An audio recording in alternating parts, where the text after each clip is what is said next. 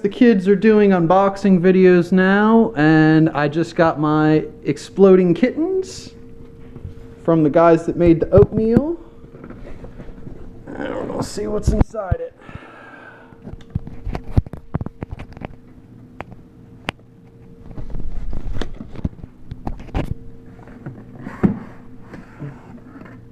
There it is. Got 2 sets just because, you know, why the hell not? This looks like we got the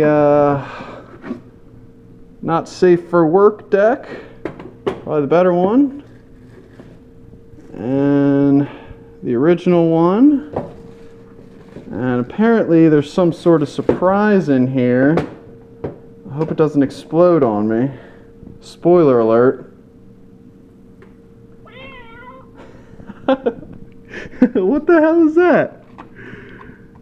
It meows at you, I guess. Let's do it again. That's awesome. Alright, well, that's Exploding Kittens, and it just got unboxed, so